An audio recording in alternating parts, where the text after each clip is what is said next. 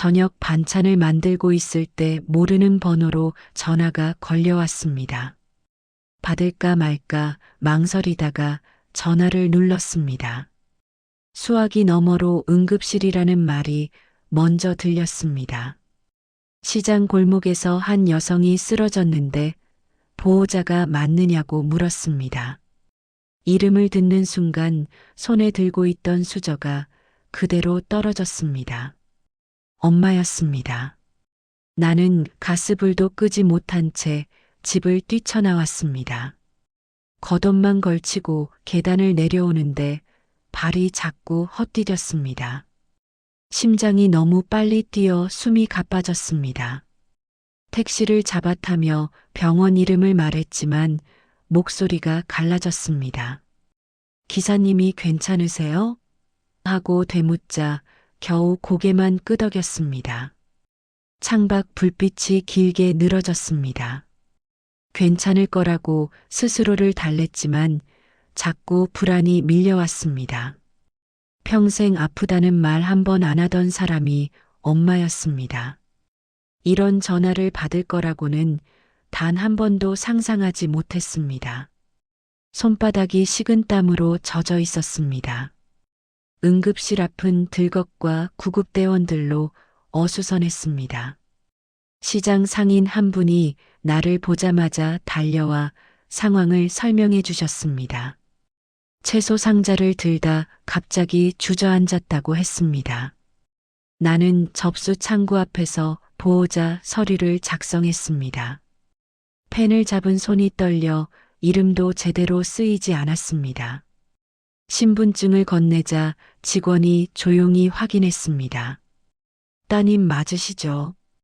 그 짧은 말에 나는 겨우 네 하고 대답했습니다. 그때 처음으로 내가 보호자라는 사실이 실감났습니다. 엄마를 대신해 서명하는 손이 묘하게 무거웠습니다. 잠시 뒤 직원이 전산을 확인하더니 말했습니다. 엄마 지갑에 있던 체크카드로 보증금이 먼저 결제됐다고 했습니다. 카드를 거의 쓰지 않던 사람이라 순간 고개가 갸웃해졌습니다. 엄마가 이런 준비를 해둘 사람이었나 싶었습니다. 작은 의문이 마음에 걸렸습니다. 중환자실 앞에서 가방을 건네받았습니다. 낡은 청가방에는 시장 냄새가 그대로 배어 있었습니다. 나는 보호자 의자에 앉아 천천히 지퍼를 열었습니다. 지갑과 손수건, 약봉지 사이에서 낡은 통장 하나가 나왔습니다. 괜히 가슴이 철렁했습니다. 무심코 ATM으로 걸어갔습니다. 비밀번호를 누르라는 화면이 떴고 습관처럼 내 생일을 입력했습니다. 기계가 잠시 멈추더니 숫자가 나타났습니다. 처음에는 잘못 본 줄 알았습니다. 자릿수가 너무 많았습니다. 다시 조회 버튼을 눌렀습니다. 같은 숫자가 또렷하게 찍혔습니다. 3억이 넘는 금액이었습니다. 나는 한동안 화면을 바라보기만 했습니다. 엄마와는 도무지 어울리지 않는 돈이었습니다. 통장을 쥔 손에 힘이 들어갔습니다. 시장 바닥에서 허리 굽혀 일하던 엄마 모습이 떠올랐습니다. 늘 돈 없다며 아껴 쓰던 사람이었습니다. 그런데 이런 돈이 있다는 게 믿기지 않았습니다. 그날 밤 나는 처음으로 엄마를 전혀 모른 채 살아왔다는 생각이 들었습니다. 병원 대기실에 오래 앉아 있을 수가 없었습니다. 통장 속 숫자가 자꾸 머릿속을 맴돌았습니다. 무언가 확인하지 않으면 숨이 막힐 것 같았습니다. 나는 택시를 타고 곧장 엄마 집으로 향했습니다. 창밖 풍경이 빠르게 지나갔지만 아무것도 눈에 들어오지 않았습니다. 현관문을 여는 순간 익숙한 냄새가 밀려왔습니다. 된장국 냄새와 채소 냄새가 섞인 늘 맡던 집 냄새였습니다. 아침에 나간 그대로 싱크대에는 그릇이 남아 있었습니다. 식탁 위에는 다듬다 만파와 봉지가 그대로 놓여 있었습니다. 금방이라도 엄마가 들어올 것 같은 풍경이라 더 쓸쓸했습니다. 나는 천천히 불을 켰습니다. 조용한 집안이 더 크게 느껴졌습니다. 괜히 인기척이라도 날까봐 발걸음까지 조심스러워졌습니다. 잠시 멍하니 서 있다가 정신을 차렸습니다. 이러고 있을 시간이 없다는 생각이 들었습니다. 서랍부터 하나씩 열어보기 시작했습니다. 공과금 영수증과 약값 계산서가 날짜별로 정리돼 있었습니다. 몇천 원, 몇만 원 아끼려 적어둔 숫자들 뿐이었습니다. 늘 빠듯하게 살아온 흔적이 그대로 남아 있었습니다. 통장 잔고와는 전혀 어울리지 않는 생활이었습니다. 장롱을 열어도 마찬가지였습니다. 해진 점퍼와 오래된 스웨터가 대부분이었습니다. 새 옷이나 비싼 물건은 하나도 없었습니다. 이 사람이 정말 그런 돈을 가지고 있었을까 싶었습니다. 점점 더 이해가 되지 않았습니다. 이불을 꺼내 정리하다가 바닥에서 단단한 게 손에 닿았습니다. 먼지가 쌓인 작은 나무 상자였습니다. 처음 보는 물건이라 심장이 먼저 뛰었습니다. 엄마가 일부러 숨겨둔 것처럼 깊숙이 끼워져 있었습니다. 나는 바닥에 앉아 조심스럽게 뚜껑을 열었습니다. 안에서는 오래된 종이 냄새가 났습니다.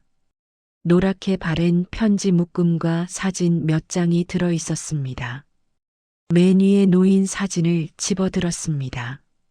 젊은 여자 하나가 환하게 웃고 있었습니다. 한눈에 엄마라는 걸 알 수 있었습니다. 그런데 옆에 낯선 남자가 서 있었습니다. 어깨를 나란히 붙이고 자연스럽게 웃고 있었습니다. 가족 사진에서 본 적 없는 얼굴이었습니다. 두 사람 사이가 너무 가까워 보였습니다. 심장이 천천히 내려앉았습니다. 사진을 몇 장 더 넘겼습니다. 손을 잡고 걷는 모습, 함께 식당에 앉은 모습이 이어졌습니다. 단순한 아는 사람이라고 보기 어려웠습니다.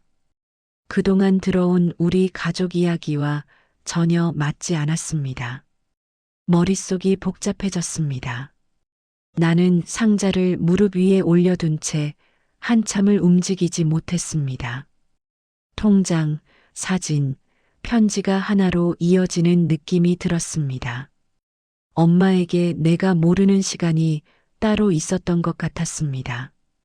괜히 가슴이 먹먹해졌습니다.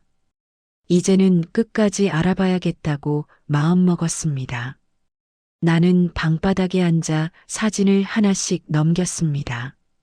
먼지가 손끝에 묻었지만 털 생각도 들지 않았습니다.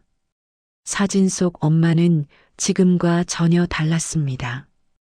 긴 머리에 환하게 웃고 있었습니다. 그렇게 밝은 얼굴은 처음 보는 느낌이었습니다. 문제는 늘 그 남자가 함께 있다는 점이었습니다. 키가 크고 단정한 셔츠를 입은 사람이었습니다. 엄마 어깨를 자연스럽게 감싸고 있었습니다. 둘 사이에 망설임이 없었습니다. 누가 봐도 가까운 사이였습니다. 나는 가족 사진을 떠올려 봤습니다. 어릴 적 집안에는 아버지 사진 한 장뿐이었습니다. 그 외의 남자는 단 한 번도 본 적이 없었습니다. 사진 속 사람은 전혀 다른 세계의 인물 같았습니다. 가슴이 천천히 답답해졌습니다. 편지 봉투 하나를 열었습니다. 종이가 오래되어 가장자리가 부스러졌습니다. 날짜는 30년 전이었습니다. 몇 줄 되지 않는 짧은 글이 적혀 있었습니다. 미안하다는 단어가 먼저 눈에 들어왔습니다. 그리고 마지막 줄에서 손이 멈췄습니다. 아이라는 글자가 또렷했습니다. 나는 날짜를 다시 계산했습니다. 내가 태어나기 직전이었습니다. 숨이 턱 막혔습니다. 혹시 저 사람이 내 아버지였을까 하는 생각이 스쳤습니다. 평생 믿어온 가족 이야기가 흔들리는 느낌이었습니다. 괜히 거울 속 내 얼굴까지 낯설게 느껴졌습니다. 나는 상자를 다시 들여다봤습니다. 더 확인해야 할 것 같았습니다. 사진과 편지를 한 장씩 다시 접었습니다. 손끝이 계속 차가웠습니다. 이걸 혼자만 알고 있기엔 너무 큰 이야기였습니다. 엄마가 깨어나면 반드시 물어봐야겠다고 마음먹었습니다. 그날 밤 집 안 공기가 낯설게 느껴졌습니다. 다음 날 아침 나는 곧장 시장으로 향했습니다. 병원으로 바로 가야 했지만 발길이 먼저 그쪽으로 향했습니다. 사진 속 남자와 편지 내용이 머릿속을 떠나지 않았습니다. 엄마가 매일 서 있던 자리를 직접 보고 싶었습니다. 그래야 무언가 답이 나올 것 같았습니다.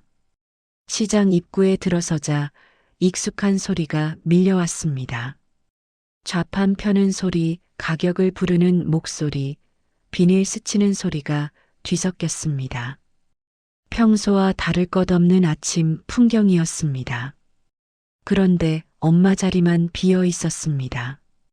그 빈 공간이 이상하게 크게 느껴졌습니다. 채소 가게 아주머니가 나를 먼저 알아봤습니다. 밤새 병원에 있었냐며 걱정스러운 얼굴로 다가왔습니다. 나는 괜찮다고 말하면서도 표정이 굳어 있었습니다. 아주머니는 혀를 차며 엄마가 너무 무리했다고 했습니다.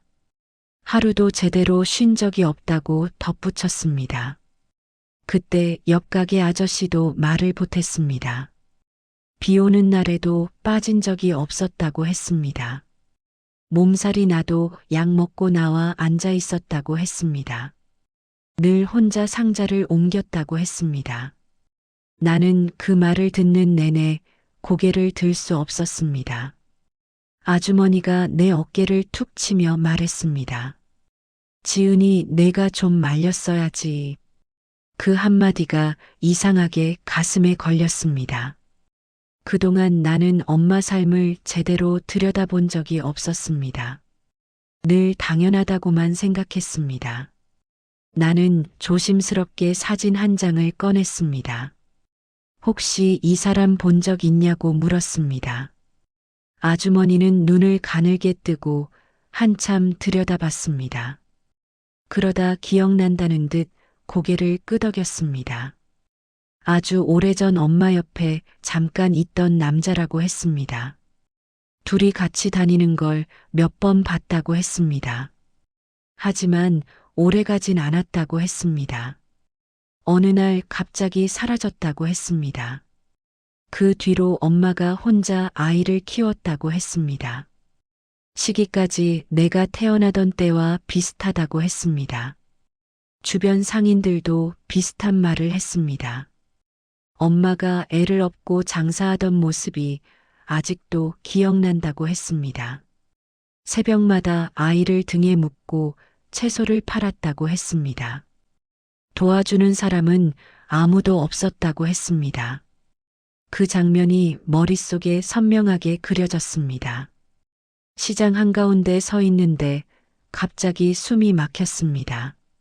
나는 엄마가 강한 사람이라고만 생각했습니다. 하지만 그건 버틴 결과였을 뿐이었습니다. 혼자서 나를 키워낸 시간이 통째로 느껴졌습니다. 괜히 눈이 뜨거워졌습니다. 더는 미룰 수 없었습니다. 사진을 다시 가방에 넣었습니다. 이제 직접 물어봐야 했습니다. 나는 발걸음을 돌려 병원 쪽으로 걸었습니다. 엄마의 지난 시간을 제대로 듣고 싶었습니다. 병원 복도를 걸어 들어가는데 발걸음이 유난히 무거웠습니다. 시장 사람들에게 들은 말이 계속 머릿속을 맴돌았습니다. 혼자 아이를 업고 장사했다는 이야기 때문이었습니다.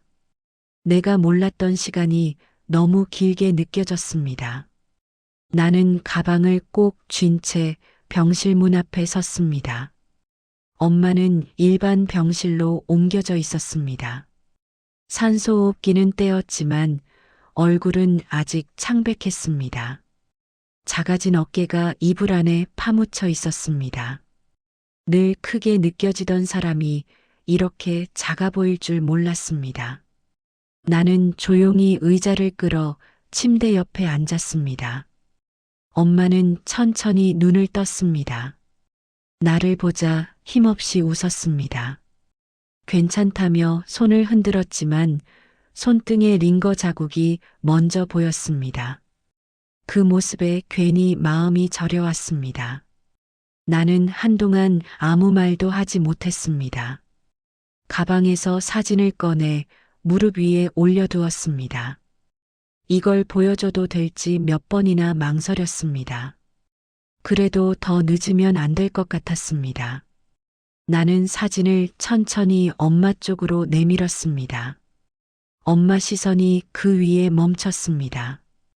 표정이 아주 조금 굳었습니다. 손끝이 미세하게 떨렸습니다. 모른 척할 수 없는 얼굴이었습니다. 나는 낮은 목소리로 물었습니다. 엄마, 이 사람 누구야? 엄마는 바로 대답하지 않았습니다. 창가 쪽을 한참 바라봤습니다. 숨을 길게 내쉰 뒤 조용히 입을 열었습니다. 젊었을 때 함께 살던 사람이 있었다고 했습니다. 결혼까지 생각했던 사람이라고 했습니다. 하지만 그 남자는 빚을 남기고 사라졌다고 했습니다. 연락도 없이 도망쳤다고 했습니다. 그때 이미 아이가 생긴 상태였다고 했습니다. 주변에서는 다들 포기하라고 했다고 했습니다. 그래도 끝까지 낳겠다고 버텼다고 했습니다. 병원도 혼자 가고 출산도 혼자 했다고 했습니다. 누구 하나 곁에 없었다고 했습니다. 그 말을 듣는 동안 가슴이 먹먹해졌습니다. 나는 아무 말도 할 수 없었습니다. 그 아이가 바로 나라고 엄마는 담담하게 말했습니다. 엄마는 나를 짐처럼 느낄까봐 그 이야기를 숨겼다고 했습니다. 괜히 상처 줄까봐 아버지 이야기를 꾸며 말했다고 했습니다. 그리고 힘없이 내 손을 잡았습니다. 지은아, 미안하다. 그 짧은 말이 이상하게 오래 남았습니다. 나는 고개를 저었습니다. 미안하다는 말을 들을 사람이 아니었습니다. 오히려 아무것도 몰랐던 내가 더 미안했습니다. 엄마 손을 꼭 잡았습니다. 그날 나는 처음으로 엄마 인생을 조금 이해하게 된 것 같았습니다. 엄마가 다시 잠든 뒤에도 나는 병실을 떠나지 못했습니다. 창문으로 오후 햇빛이 천천히 들어오고 있었습니다. 기계 소리만 조용히 울리는 병실이 유난히 넓게 느껴졌습니다. 나는 의자에 앉아 한동안 엄마 얼굴만 바라봤습니다. 주름진 이마와 마른 손등이 낯설게 다가왔습니다. 문득 가방 안에 있던 통장이 떠올랐습니다. 괜히 확인하지 않으면 마음이 정리되지 않을 것 같았습니다. 나는 조심스럽게 통장을 꺼냈습니다. 병실 불빛 아래에서 페이지를 천천히 넘겼습니다.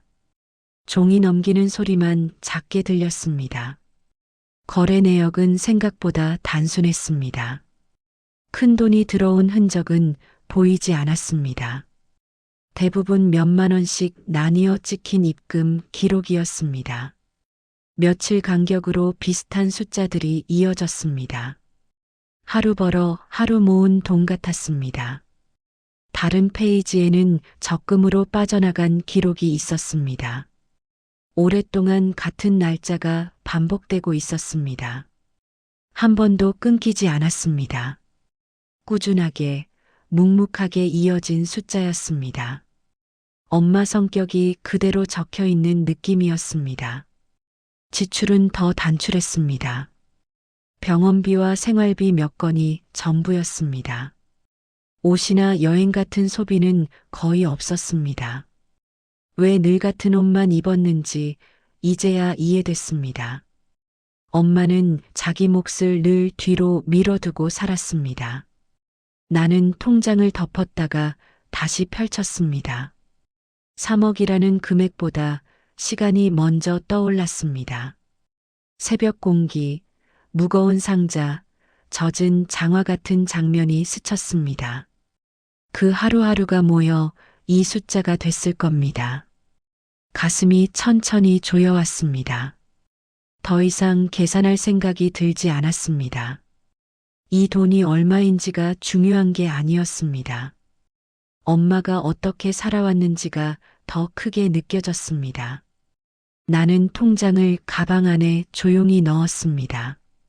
괜히 오래 들여다볼수록 마음만 아플 것 같았습니다. 침대 쪽으로 돌아왔습니다. 엄마는 여전히 깊이 잠들어 있었습니다. 숨이 천천히 오르내리는 모습이 평화로워 보였습니다. 시장 좌판에 앉아있던 모습과 전혀 달랐습니다.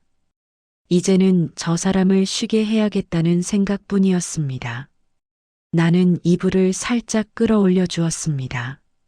마른 손이 밖으로 나와 있어 조심히 잡았습니다. 예전에는 내가 늘 붙잡혀 있던 손이었습니다.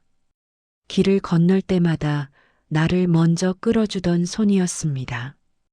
그 기억이 또렷하게 떠올랐습니다. 이제는 반대가 됐다는 걸 깨달았습니다. 내가 이 손을 놓치지 말아야 했습니다. 앞으로는 내가 엄마를 지켜야 했습니다. 나는 손을 꼭 잡은 채 한참을 그대로 앉아 있었습니다. 그 다짐이 조용히 가슴에 자리 잡았습니다. 엄마는 며칠 뒤 퇴원 날짜를 받았습니다.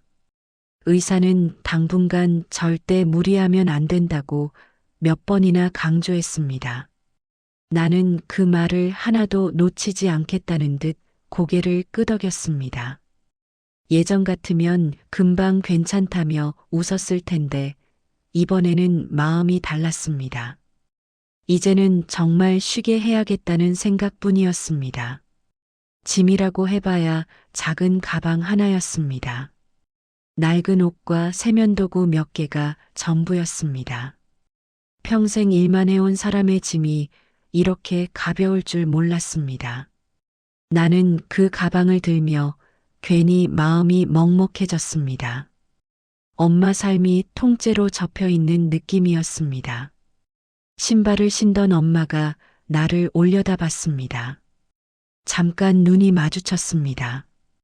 그리고 힘없이 웃으며 내 이름을 불렀습니다. 지은아 고생 많았지. 그 한마디에 가슴이 철렁 내려앉았습니다. 나는 괜찮다고 말했지만 목이 먼저 잠겼습니다. 밤새 복도를 오가던 시간이 떠올랐습니다. 엄마는 늘 이런 식이었습니다. 자기 걱정보다 내 걱정을 먼저 했습니다. 그래서 더 마음이 아팠습니다. 병원을 나와 택시에 올랐습니다. 창밖으로 시장 골목이 스쳐 지나갔습니다. 엄마는 그쪽을 오래 바라봤습니다. 몸이 먼저 기억하는 듯 고개가 돌아갔습니다. 나는 괜히 시선을 피했습니다.